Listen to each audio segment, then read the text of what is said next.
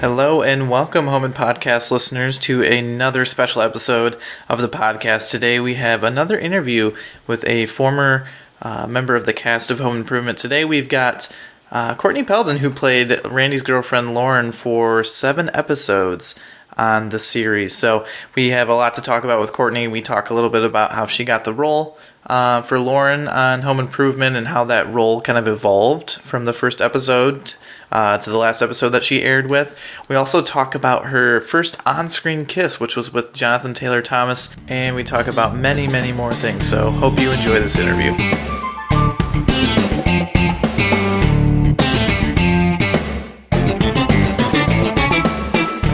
First, we want to start at the beginning of Home Improvement for you. So we're curious about the audition process, what that was like for you. You know, what else was going on with your career at that time when you joined the Home Improvement cast?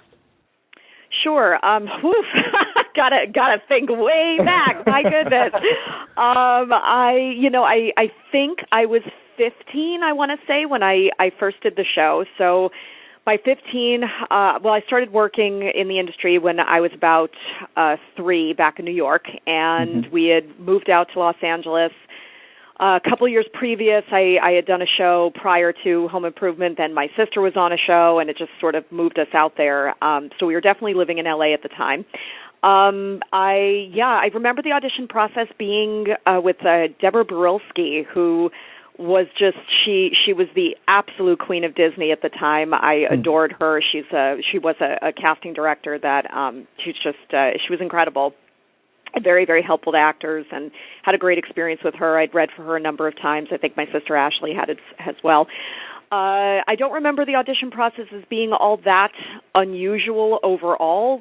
I do recall going to, I guess, what the final callback was, and coming out, and there were maybe 2 or 3 people in the room, and casting coming out and saying, okay, a decision's been made, we're going to release all of you, and I had not even stepped into the elevator when my agent had called on the phone and was like, okay, it's yours. So, and that's unusual. Usually it takes a little bit longer than that. So I remember that being pretty cool. Yeah, you must have nailed it then. Well, you win some, you lose some. It's That's right. Kind of the same in every business. Second question may or may not have an answer, which is a good way to preface any question, I guess. But so, were you drawing on anything particular for the character of Lauren? Obviously, it's a teenage girl, kind of similar to your age at the time. But did you have any kind of influences or anything you were drawing on when you kind of went to those early days of set? Well, it's interesting. The way the character originated was definitely this sort of tomboy, not interested in boys, the daughter that Tim Allen at the time had never had. He finally had a kid that was in the house that was really into cars like he was, and complete opposite of who I was innately at the time. I was very girly, into boys, princesses, anything Disney, just very not who the character was. So, we didn't have the internet as we understand it today at that time. So I couldn't just go on and Google a bunch of stuff and figure things out. I remember I talked to my dad. I talked to some of my friends. I read some magazines that had cars, all about cars, to sort of learn about. So at least when I said things, I could sound like enthusiastic and like I knew what the heck I was talking about. But that was about it. But it's interesting, and I find this a lot. I know we'll get into where my career is now, but even today with the actors that I work with, just because something starts one way, if you become integral enough to a show, the writers, the creators, the producers, as they get to know you, and you're not just somebody coming in for 2 seconds reading and them going, oh, they look right, they act right, perfect. They really start to know who you are day in and day out on a set. They start to write for you, and that happens more often than not. And I remember as the character evolved, she did soften. She got very girly. She worked at the newspaper. She was not, running around to car shows. It was definitely an evolution of the character, and I was really happy to sort of see where they took it, as opposed to where it was initially, which, well, fine, we're actors. That's what, that's the last time I checked, you're supposed to pretend to be something you're not. So it was an opportunity to step outside and do something a little bit different. And I played a lot of those cheerleader, kind of airheaded, silly, girly characters already, so this was definitely a departure at the time. Yeah, it's interesting you mentioned, about the car stuff, because we're in season 7 now of the show. So we just had the episode where you guys are like fishing and you're up near northern Michigan and all that kind of stuff. And I completely forgot about you being like a car girl and whatnot, because it seems so long ago. So yeah, that just kind of speaks to the evolution that you were talking about. So that's definitely interesting. But getting back to that first episode, to Burning Love, that was the first episode that you appeared in. What do you remember specifically about like the first day on that set?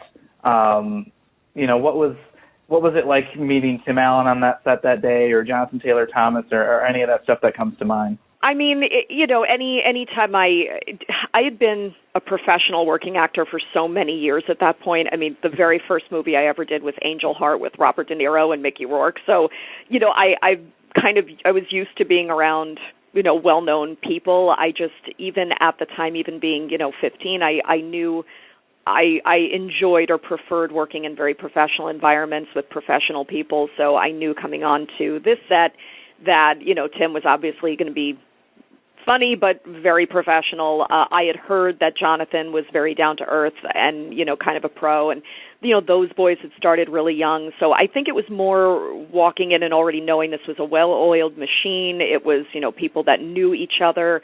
It was a smooth operation from day one.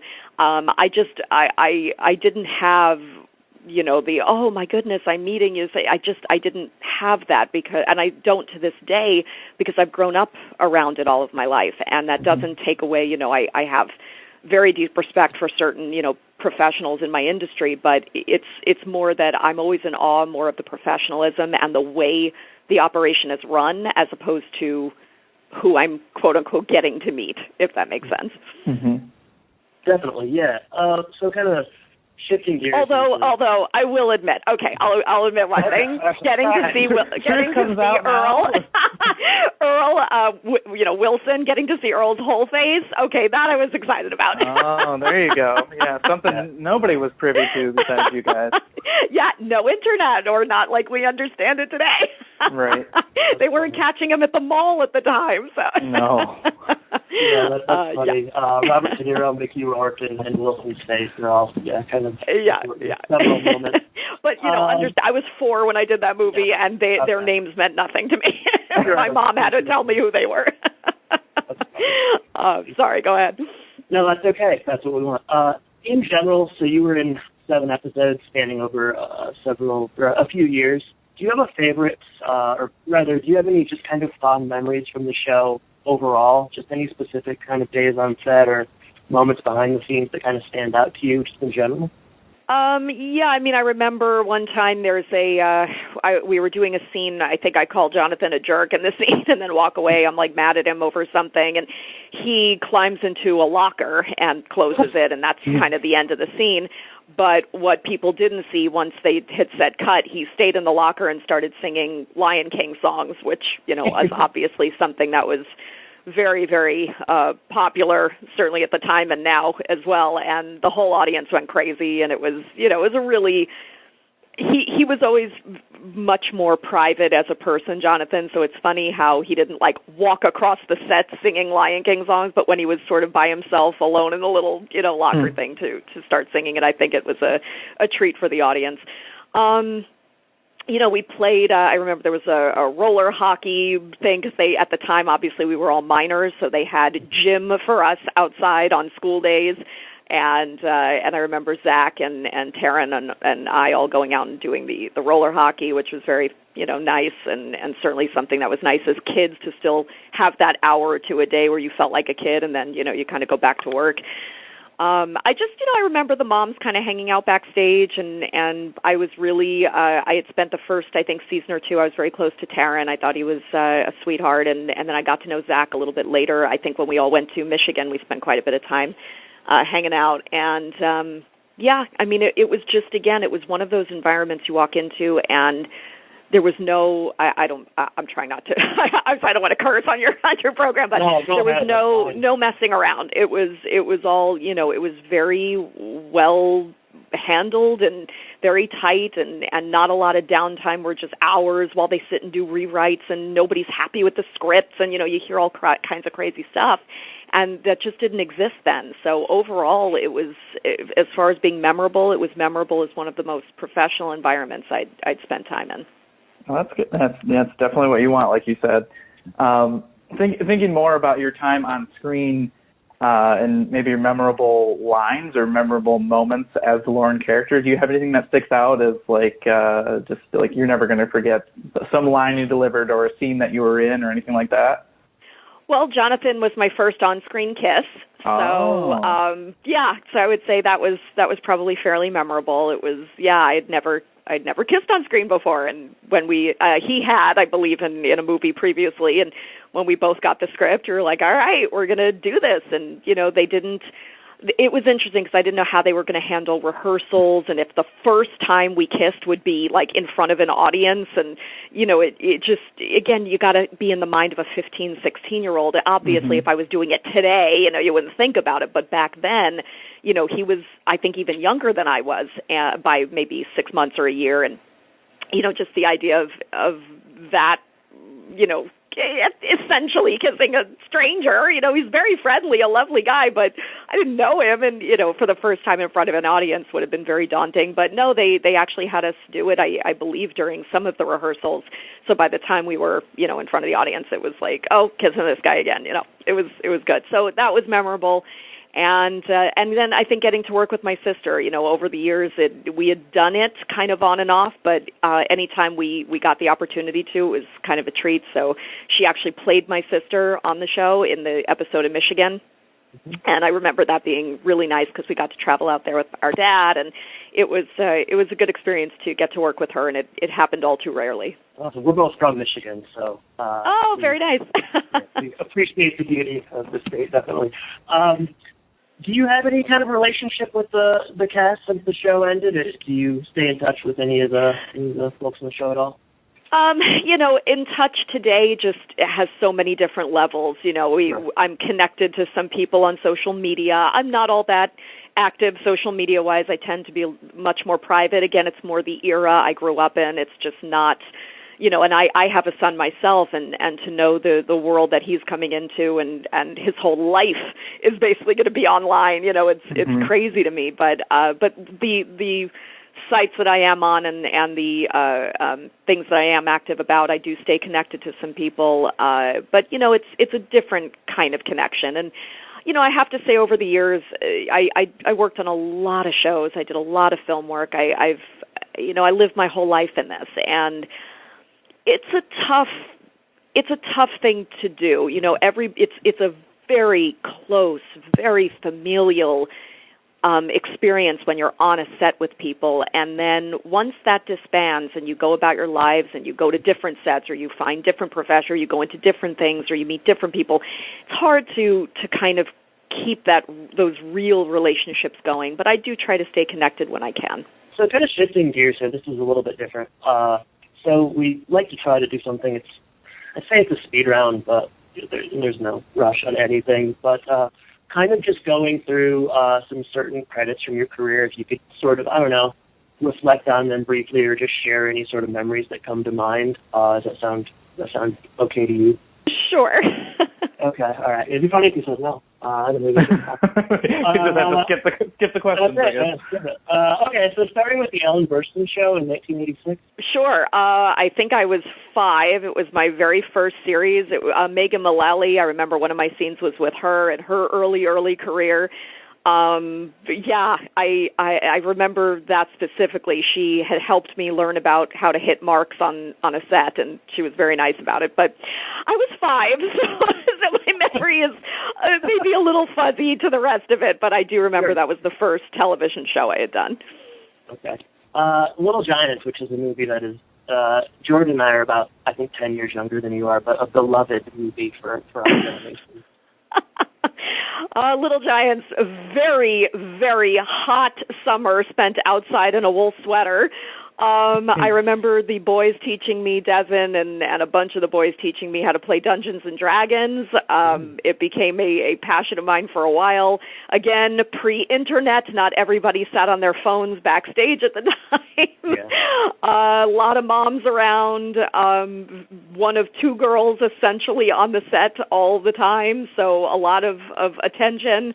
And overall, again, very, very professional environment, really good experience, but just remember being very hot for very lengthy periods of time. It's funny that Dungeons and Dragons we played on the movie kind of principally about like football and jocks and stuff. That seems it's interesting to me.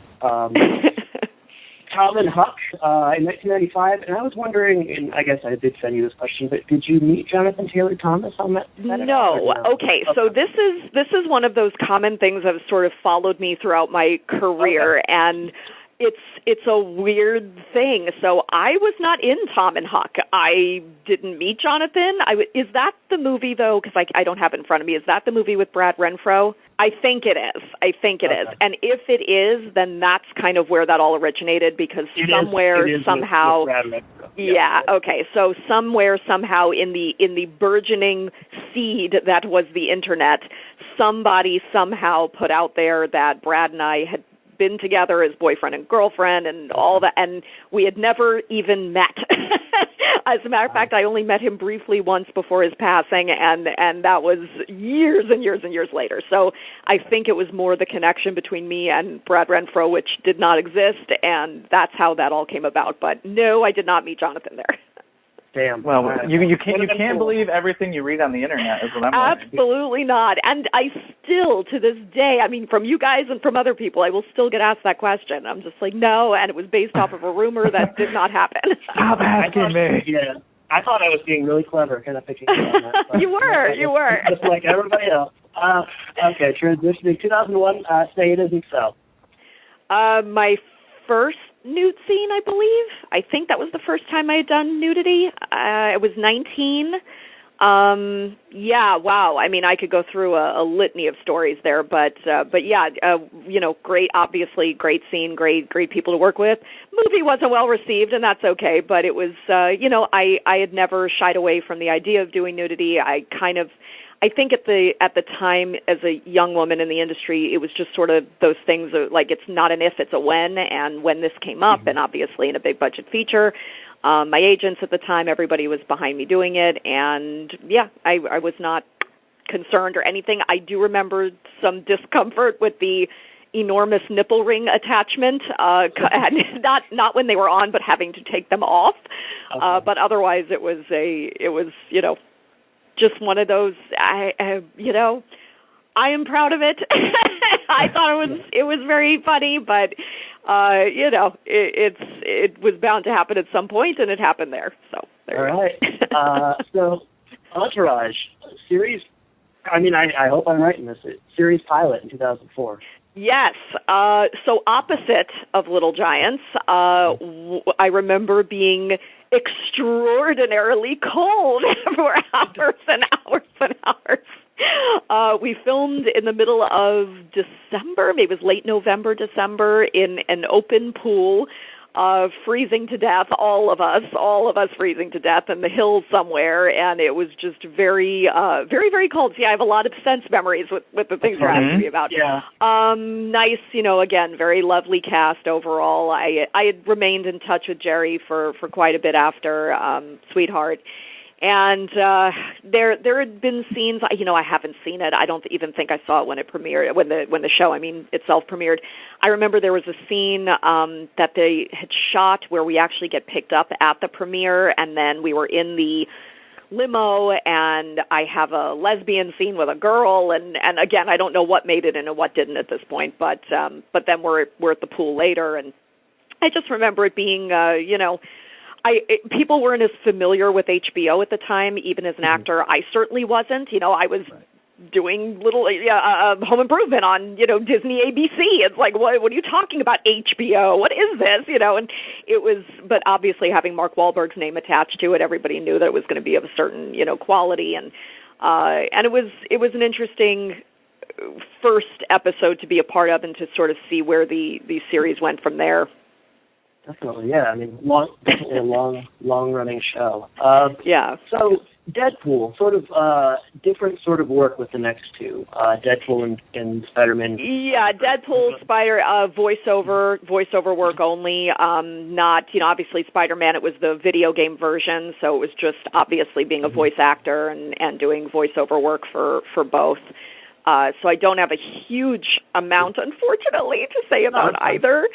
But I do. I mean, I know you didn't have. I know this is for breadth of time, and I understand that. But yeah, unfortunately, those being voiceover jobs, I don't have a huge. When did you start doing or moving into voiceover work? When did that sort of start for you? It's something I'd always kind of done. It'd been peppered throughout. I think I did my first when I was like 12 or something, but I had done voiceover work back in New York. I was the voice of a Cabbage Patch doll back in the, late 80s. So, I mean, again, it's one of those things that it had always been done, but pre-IMDb and all of this stuff, you weren't going to put that on your resume. So it's, for film and TV, I mean, so it just wasn't, it really only started being something that people would put out there about my involvement once the internet, as we understand it, has been here. But certainly I believe I'd been doing that pretty much all of my career. All right. So we've kind of gotten to Courtney as of today. Like, what is there anything that you're currently working on, any more voice acting that you're going to be doing?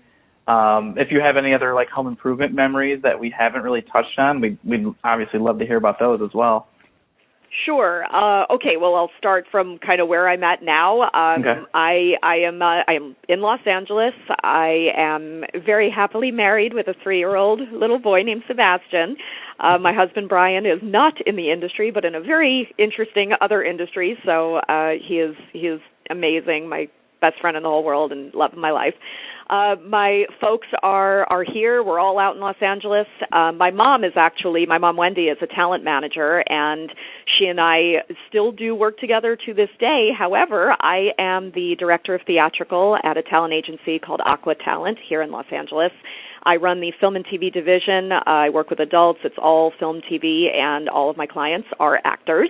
As kind of coming through the industry, I think I sort of landed in a really good space where it works for how I think, who I am. I feel far more confident and comfortable and like me being in this position in the industry than I ever did as an actor. I'm very grateful for all of the experiences I ever had, but I think for who I am innately, this is the business end is a really, really good side for me. So I'm extraordinarily happy doing what I do here. As far as what else can I tell you? You asked about other work. I'm not sure if you saw online or whatnot, but some really good friends of mine who were producers, they had worked with Sci-Fi Channel and a few other channels over the years, and they had created a sort of sister to the Star Trek universe world and asked me to be a part of that. And the agent and me got to package quite a few of my clients into it. And I was able to, to get quite a few of my clients' work. And then the sort of flip side of that was to make a cameo appearance in it. So covered in blue paint and white wig and very revealing costume, I went ahead and did one of those for them. So that was kind of an interesting experience. But obviously I don't have the time as a working mom to actively pursue all of that, but if anything comes my way, I'm always happy to take a look at it. And then as far as anything else I can remember from Home Improvement, I come away from certain experiences, as a former child actor certainly, and recognizing where, your time and effort is respected on a set and where it's sort of discredited and you're sort of the necessary evil, which is what I think a lot of young people in the industry tend to feel when they're very young and coming up in a very grown-up business. But that was definitely one of those where, I remember maybe it was the very first episode, and Tim kind of takes my hand in one of the scenes, and it was just something that we improv together right there on the spot. It made it in. Everybody was really happy with it. It wasn't in a weird creepy way, like it would probably be, concern would be brought up today, but it was just in a very genuine, in the moment. And I just, it was one of those sets where you just felt like if you all just worked together, something beautiful was going to come out of it. And, I've been on sets where, like I said, there's constant rewrites and nobody's happy and there's infighting and I'm sure that did exist. I'm sure it did, but the times that I was there and what I was privy to, it was just a very comfortable, easy working environment. I think Tim ran the ship really well. I think the producers did a great job. The writers were tight. It was a different time. It's hard to explain to people today, but the 90s and, it was just, for television, it was such a golden era, and you had so many amazing products coming out of this formula at the time. And, things have changed and evolved, and not for the better or worse. It's just, the way things are. But I will forever miss sort of the 3-camera sitcom feel formula of the 90s. I don't know if we'll recapture that exact thing ever again. That's really interesting. This has been great, Courtney. You've had a fascinating career, and this is really appreciate you turning the clock back a little bit and talking home improvement and some other things. It's been really. I hope it would. I'm trying. I was racking my brain. What else could I? But it's like. I think about how long ago it was, and that's 20 plus years, and I'm trying to remember certain specific instances, but the things that stuck out, I hope I was able to get across for you guys. No, it was great. Yeah, I think you did a great job of recapturing some of those moments. So, we really appreciate your time. Thank you guys so much. I'm glad we're able to do this, and you have a good one. Yep, you too. Take care. Bye. Bye. Okay, that's it for this episode of the Home Podcast. Hope you enjoyed this interview with Courtney Peldon. If you did, please leave a review on Apple Podcasts. Reach out to us on Twitter and Facebook. Our website's thehomandpodcast.com. Remember to go to patreon.com/homandpodcast, all that good stuff. And we'll be in your feed next week with another episode of the show. So talk to you then, and take care.